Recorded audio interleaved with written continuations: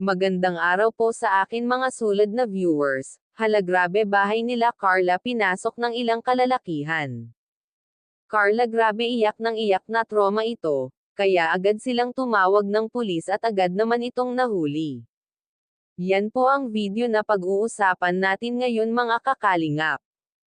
At bago po natin simulan ang video na ito ay gusto ko lamang shoutout ang ating mga minamahal na mga viewers at sulad supporters.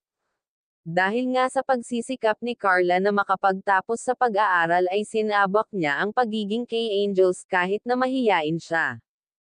Kaya dito ay nabilang siya sa Team Kalingap na naging dahilan ng kanyang pagsikat sa social media.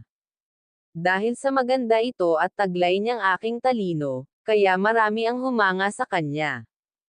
At dahil doon ang sa special na debut ni Carla kaya kita sa video na marami itong pera na nalikom. Kaya siguro ito ang naging dahilan kaya pinasok sila ng magnanakaw. Kawawa naman ang pamilya ni Carla. Carla matalino at masipag mag-aral, kaya deserve ninyo ang natatanggap ninyo na biyaya galing sa mga sponsor ninyo.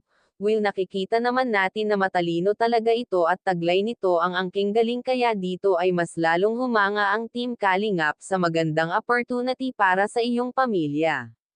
Maganda yan dahil isa ka sa mga beneficiary ng Kalingap kaya maganda yan para sa kinabukasan ng iyong pamilya.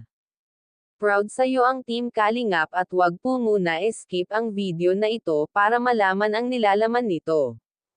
Dahil dito sa pinakita na talento dahil taglay mo ito. At kaya nyong gampanan ang inyong pag-aaral at ang pagiging K-Angels para sa future at kinabukasan ng iyong pamilya. Marunong kayo makisama kaya talagang persigido si Kuya Rab at nakasuporta sa inyo na makapagtapos ng inyong pag-aaral para maiahon nyo sa kahirapan ang mga magulang.